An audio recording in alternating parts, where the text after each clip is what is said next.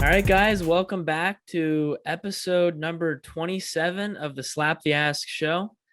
Today we have another amazing guest on. We have Stock Whisperer on Twitter. He's also the host of the podcast It's Just Pennies, which you can find on Spotify. I think he's up to about 95 episodes, so he's got plenty of content out there. He's a great guy. We got connected through OTC Motor on Twitter, and we started listening to his podcast. And we're like, we got to have this guy on. So with that, Stock Whisperer, thanks so much for coming on the show.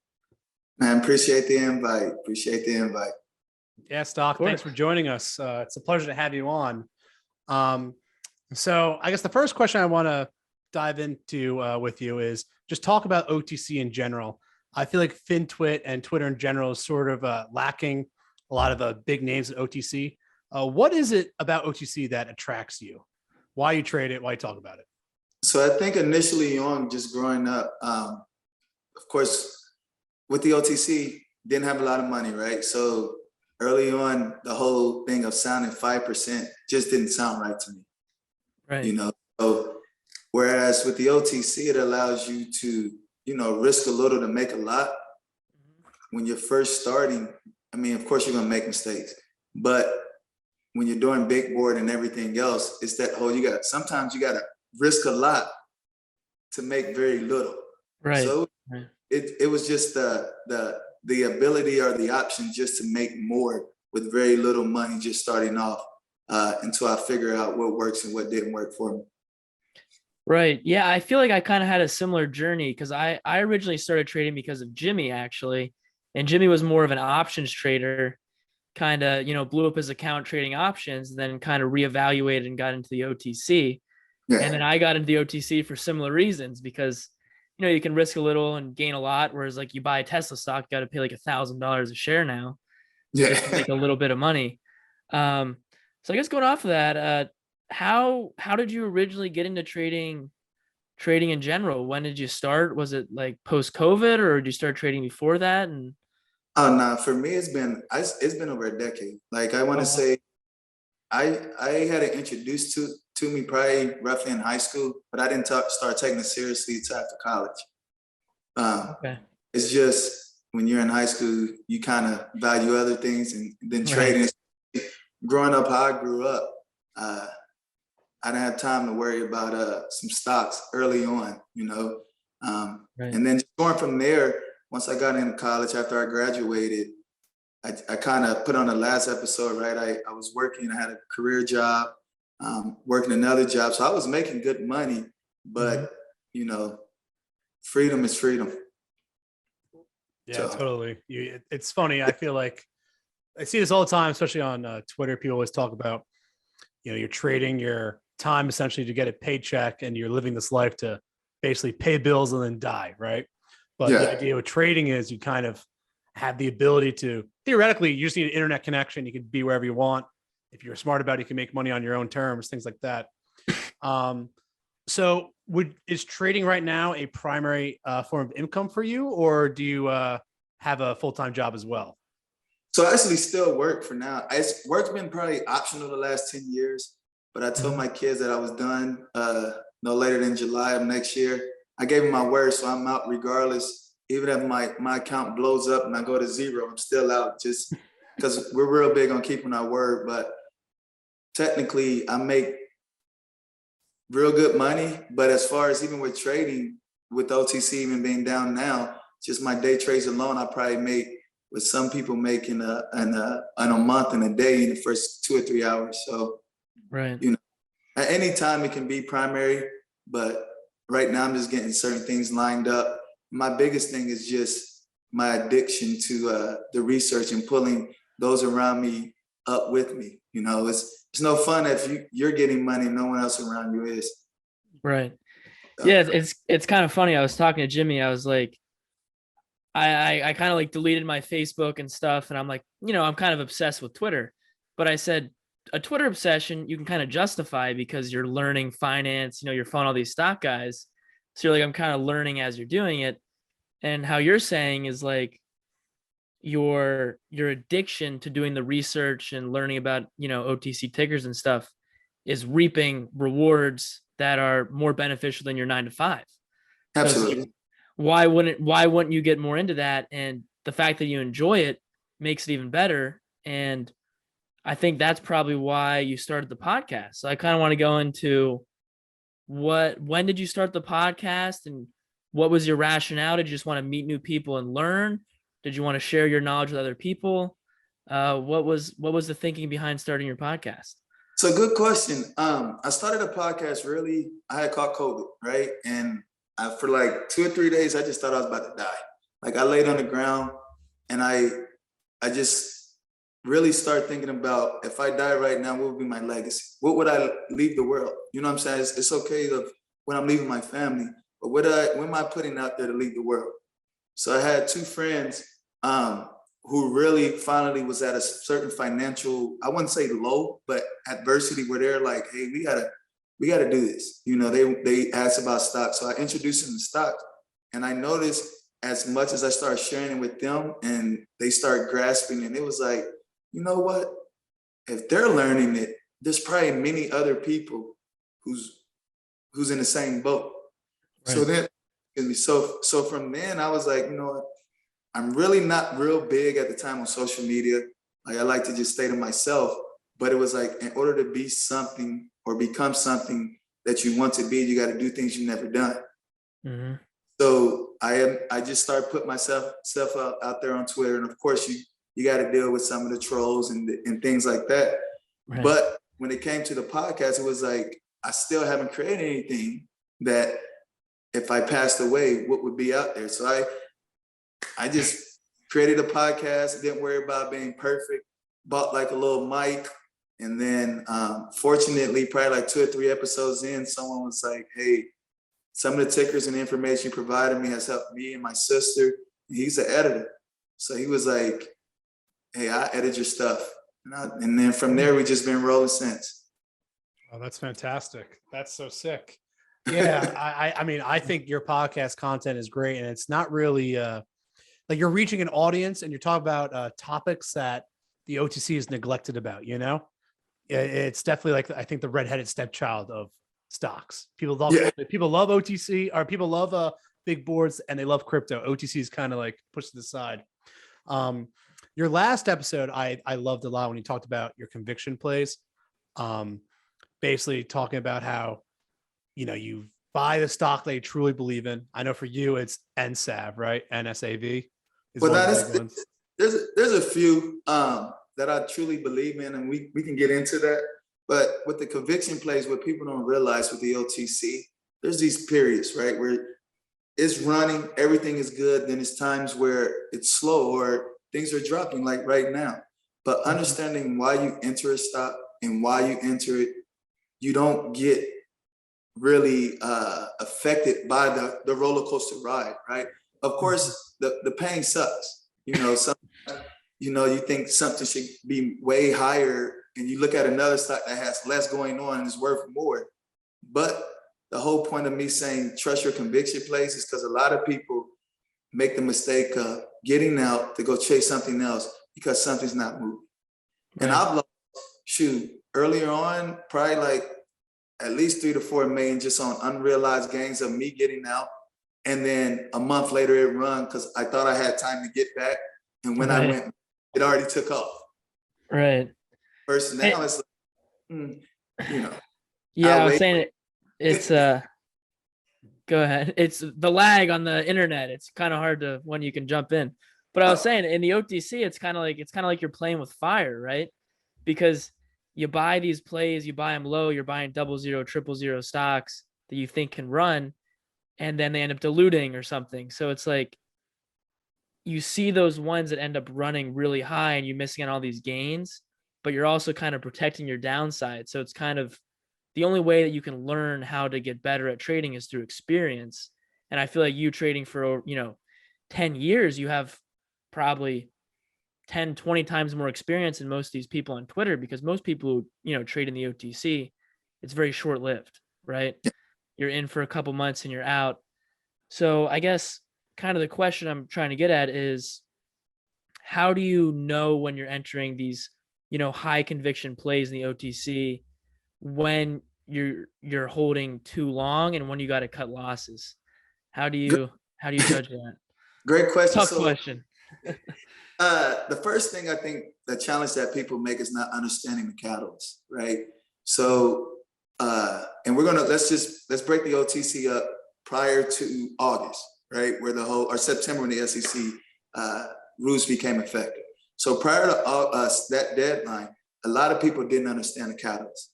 Understanding the catalyst and will determine why you enter a stock or when you enter, right? So I might enter a stock at a point where a company say we're looking at acquiring a company, right? We have an LOI.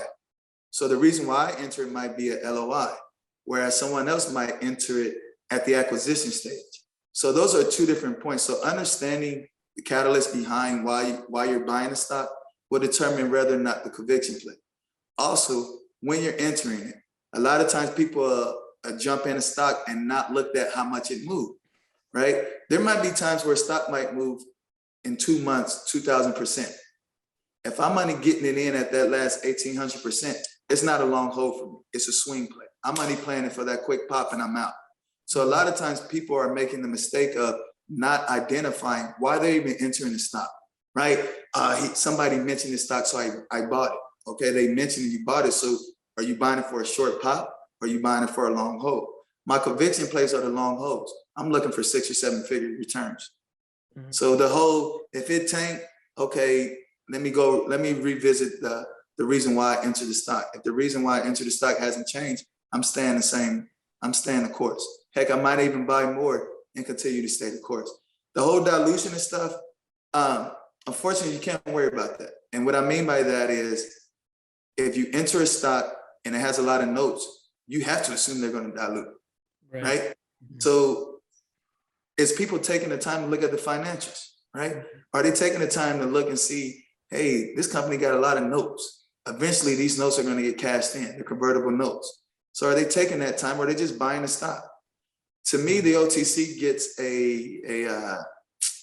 gets looked at wrong because it was so easy to pump up stocks. Right.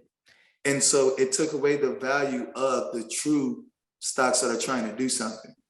Right. Now, post SEC, which is September, has been a lot of challenging. If you notice, not to talk too long, but if you notice, a lot of the pumpers are gone.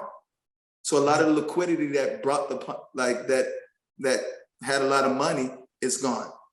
Mm-hmm. To me, somebody who's starting brand new, they can come into the OTC and truly learn it without the stress of, I got to hurry up and trade, mm-hmm. because things are trading cleaner, right?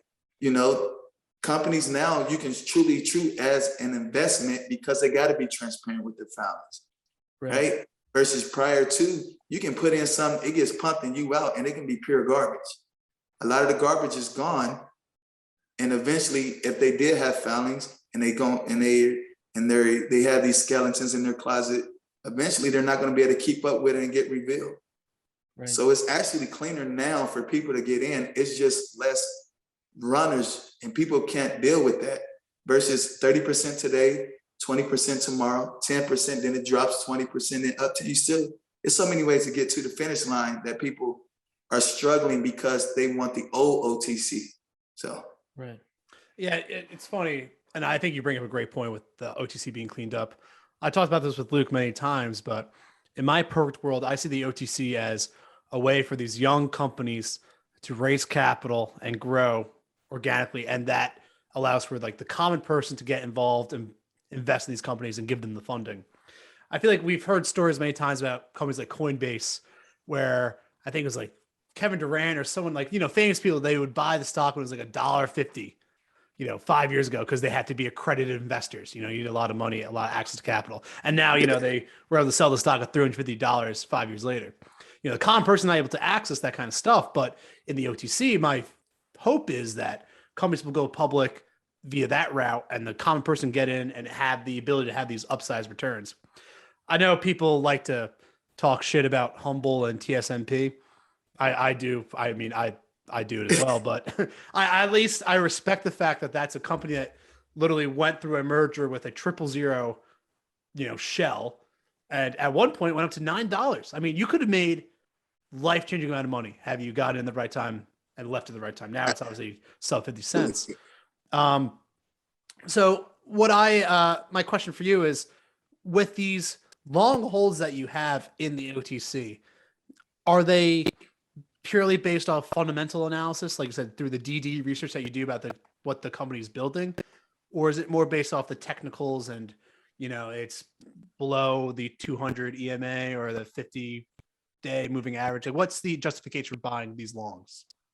It would be more fundamentals. Like me personally, I know there's people who have like subscriptions you can subscribe to for the technicals and all that. To me, none of that matters in the OTC if the catalyst is right. So like, I'm real big on some of these SS monopoly plays. Those are, some of my long holds, right? Just waiting for the mergers to be completed and things like that. Even MONI, I'm real big on. Like, you don't bring on these high profile people if you don't have anything planned. So you don't cancel a ton of shares, retire them, reduce your OS if you don't have anything planned, So it just things like, but yeah, the fundamentals matter the most. I don't use technicals much at all in the OTC. I use them more for the big board, for my day trading on the big board. I do that. But when it comes to OTC, it's fundamentals. It's some of the relationships I built throughout my experience of to get the DD. I can't research everything, so I reach out to certain people. Hey, this is what I found, and have you found anything on any of this, and just go from there. But right now, I'm real big on SS monopoly plays. MONI is a few. Heck, there's some in the subs. I think RMRK is probably one of a few stocks that has a product going that's current and have decent financials, and that's in the sub. So fundamentals is more of my route than the technicals. Yeah, I agree with that 100%. I think it's a common trend in the OTC that technical analysis really doesn't matter too much when you're talking about, like, I don't know, 100 million floats trading at under a penny, like 100 million shares trading at under a penny. Like, anything could happen.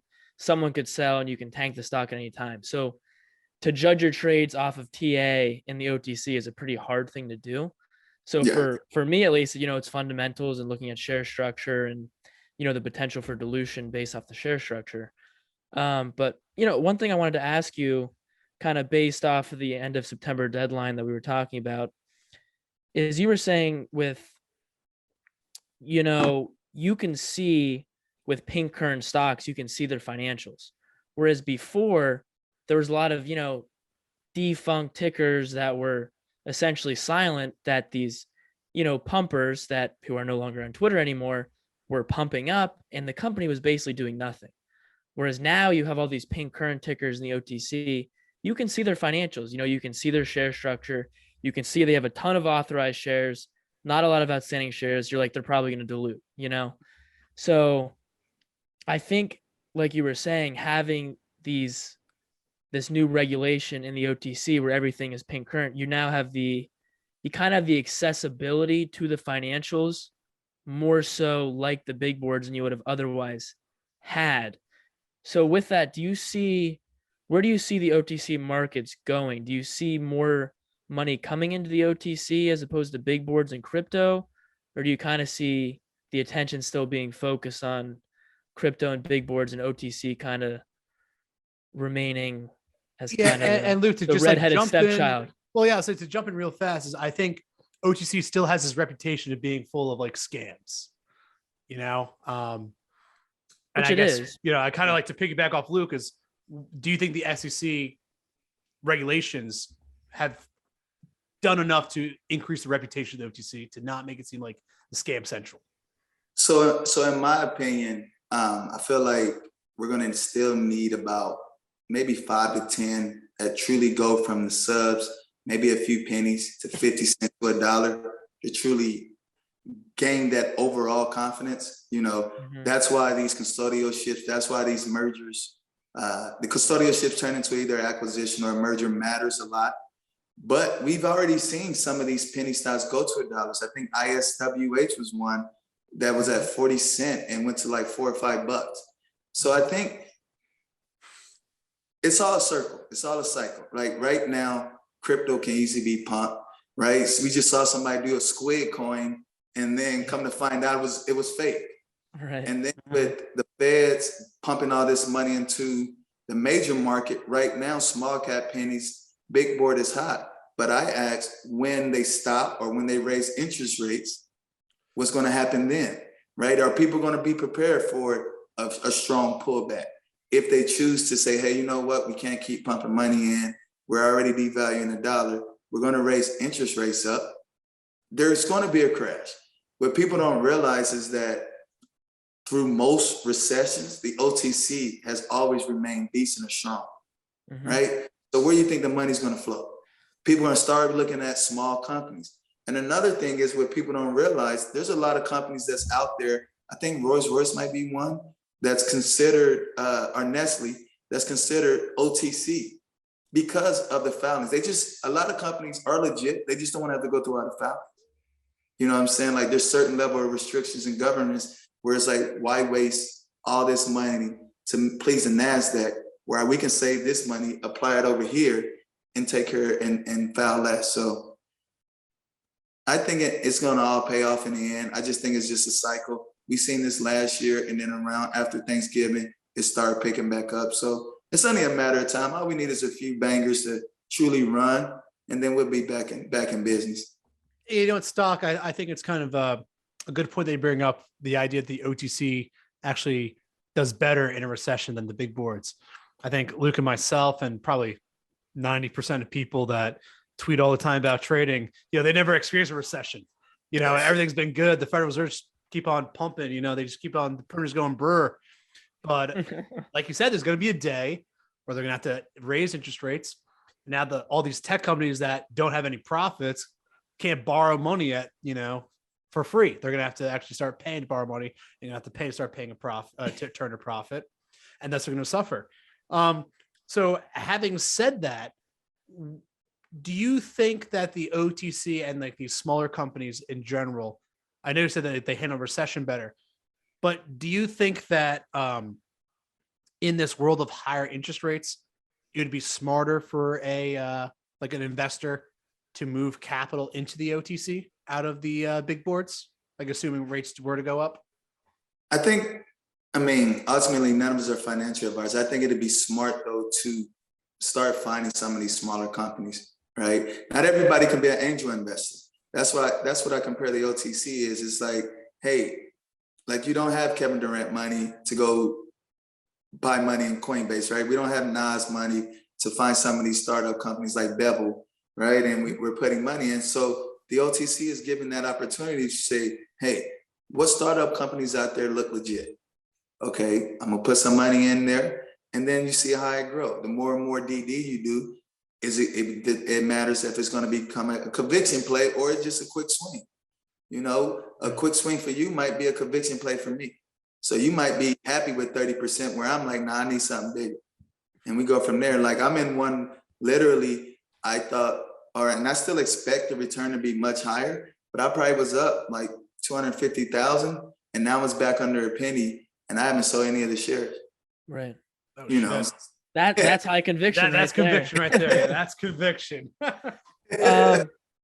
Stock. So one question I always like to ask is like, obviously we know that you're in the OTC, you have your brokerage account, you trade OTC, you trade big boards. How do you diversify your entire financial portfolio? Do you do 401k? Do you do Roth IRA? Do you invest in real estate, or is it crypto as well? Crypto too. Crypto, or is it purely stocks? How do you manage the whole portfolio? So good question. As far as crypto, I don't trade it frequently. I was fortunate enough to buy crypto like around 2,000 or 3,000 when it was tanked. Okay. During and COVID? it was really more for I made money on betting, and you know how some of these betting sites are. Like sports True. betting? Yeah. Yeah, And yeah, so, yeah. We're into sports betting too. We'll have to DM you on the weekends. so you buy through Bitcoin or crypto, and then the money just sits there. So I've been in super early when it tanked last, and everybody was just calling Bitcoin a big crash. So I haven't bought any since. As far as real estate, I'm not in it. There's a few people that I talk to as far as getting some. But right now, to me, it's oversaturated. It's like a gold rush right now. And I like to wait till things settle down. My whole mentality is I'm not about to go rush where everybody's rushing. I'm trying to figure out what's next. So right now I'm not into real estate. As far as with the 401ks, Roth IRAs, I do have a Roth IRA. There's certain tax advantages with that. So 401ks are kind of cool, but I like to trade on my own. Nothing against financial advisors and everything, but 4 or 5%, and then you're paying them a certain percentage. Don't add up all the time. So yeah, that's what I was saying to Jimmy. I was like, interest rates or inflation is around like it's pushing like over 6% a year. I'm like, if you're investing in the S&P, it's averaging like 8 to 9% a year. Like you're barely beating inflation. Like you're basically just investing so that your money isn't depreciating in value. So I'm like, if you're not investing in, real estate or stocks or something that's going to perform anywhere from the 15% plus range, you're basically settling for just keeping what your hours are earning you. So it's a crazy economy we're in right now, and I feel like people are looking to cryptos, looking to alternate forms of investment to get those higher percent returns that in the past you could put your money in a savings account, you can make 10% in the 80s or whatever it was. Now you're making like 0.5%. I remember my dad was telling me, he's like the early 80s, he was like he would work a summer job, invest his money, and he'd make like 10% in a bank account. I'm like, that would never happen nowadays. Oh, he wouldn't invest, put in the savings account, right? Wouldn't invest. He wouldn't invest. Well, if you want, it basically was investing back then if you're making 10%. Sure, but not yeah, he wouldn't invest. But now, you got to look to alternate forms of investment. So yeah, and stock. I wanted one point to bring up. It's kind of like back to the beginning what you're saying, like big boards and like that kind of stuff. It's like, 8% is supposed to be good. I remember I've talked about this with Luke many times, like why I love the OTCs, because like 8% is just not going to cut it. I don't want to be a millionaire when I'm 65. Like I don't give it. Like I'm going to be, I'm not going to have needs. Like what's the point? I think risking it and putting that amount of money on the line and like actually having the potential to be like, I can make 1,000% 1 year or something like that, or one play. I find it invigorating. And I think that's what people should be striving for. I think, like you said before, but the 401k, it's like, oh yeah, you earn 6%, but the company managing it takes 2%. It's like, I think it's a scam at this point. Like you can't even touch it till you're 60 or 59 and a half, whatever it is. It's like the capital always has to be working. It's got to be working for you. It can't be working for these money managers and fill in their pockets when they have, $1 billion or whatever, they have this insane amount of money to work with. Yeah. 2% off $1 billion, that's 20 million, that's fine. But 2% off 100,000, whatever, it's not going to cut it. It's got to be working for you and strictly you. And I think that we're on the same wavelength. I think most OTC traders are. That's why people are in it, right? They're not there to be safe. You're not in the OTC to be safe. Yeah, absolutely. I feel like, some of these retirement plans have tax advantages. That's why if you're able to that's why I like the Roth. You can create your own. You can have a Roth IRA and you manage it yourself and invest.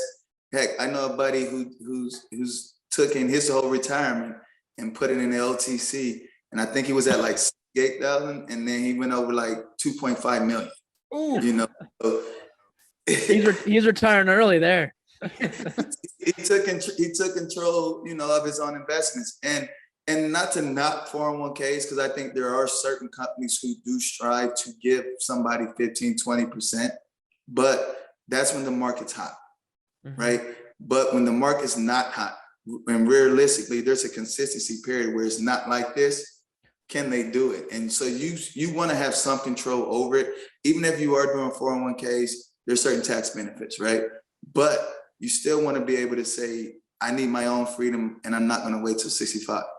And we have to get that out of our way to change the norm. And a lot of times the younger generation, it's frowned upon on against, our grandparents. They look down because they had that old mindset. Whereas us, we value time differently, Right. and the time is like work to 65, average person dies at 72.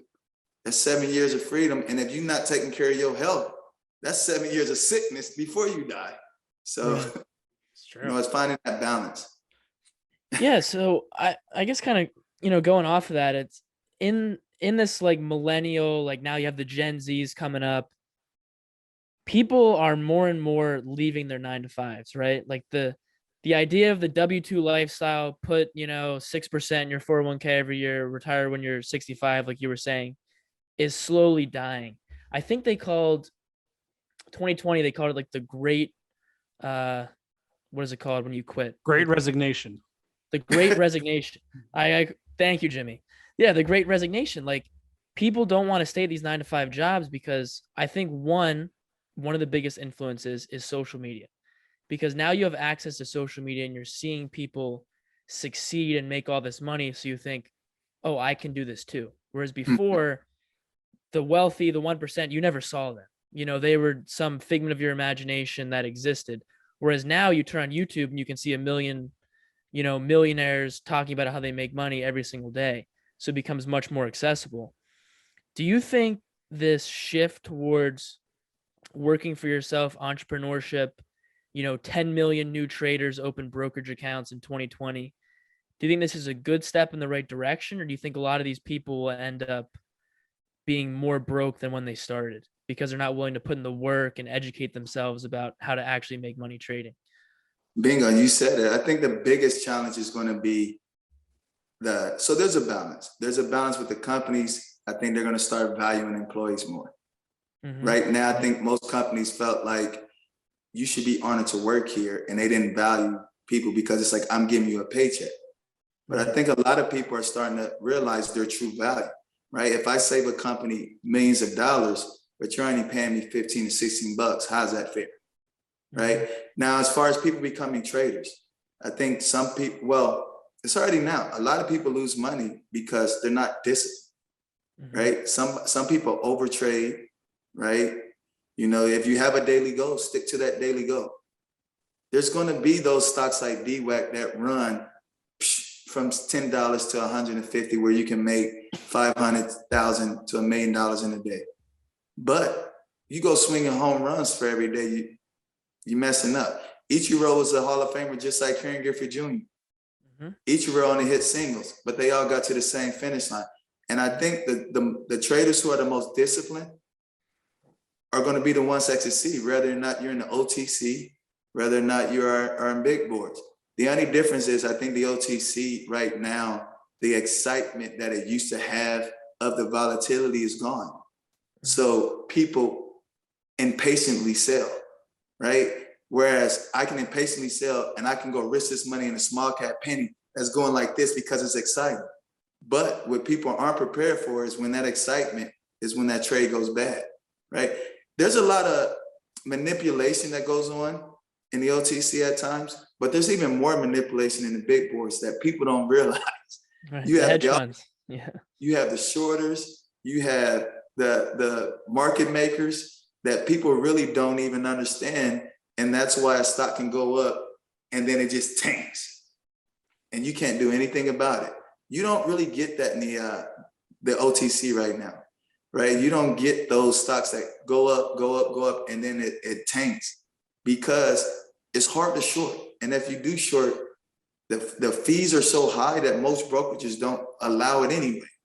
So that's why, the short numbers, are always misleading. But there are certain areas that do allow you to short, and they easily manipulate a stock. That's why they come on and start bashing the stock. And you can always tell which ones are really trying to manipulate it because they'll start sharing things that happened 6, 7, 8 months ago, and go from there. So the writing's on the wall, but in the end, the most disciplined traders, those are going to be the one that be the most successful. So we're going to see more people maybe quit their job, but I also think we're going to see people quit trading because they realize they're not as disciplined as they are. So it's that balance that need to be found. Yeah, I think you bring up a good point, Stock. And my last question for you is kind of based off of your experience. So 2 points. One, have you ever seen a time like January and February 2021 in the OTC before? And do you think we could see something like that again in the future, where literally you threw a dart at the wall and you gained 500% in a month? Like, it was insane. It was the best time I can remember.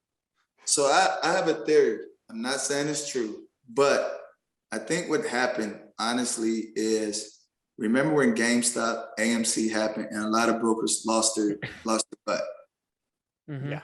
Right. I think a lot of them took their money and went to the OTC and caused a massive, like everything ran, like regardless of the share structure, right?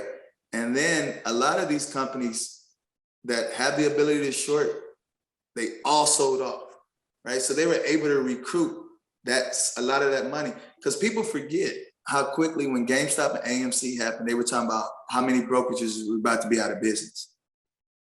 So what better way is it to go to the OTC, you pump all this in, starts running, and then you mash out. So that's kind of my theory. So to answer your question, and I'm not saying it's true, I don't have any evidence to prove it, so don't take it with a grain of salt. But to answer your question, I don't think we'll see where all the garbage just runs. I think we're going to see where people start seeing quality tickers and everybody starts flocking to those tickers and those run. So where we can, instead of throwing a dart at any of them and they move, I think we're going to see some where like, oh, they're doing acquisition. Oh, this company's legit. And all the money just starts flowing there, right? And it just takes on a life of its own, like TSMP did.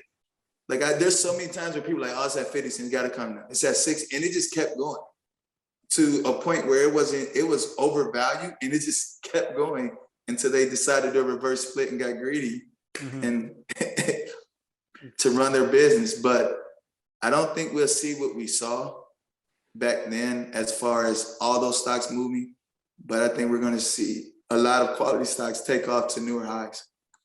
Yeah.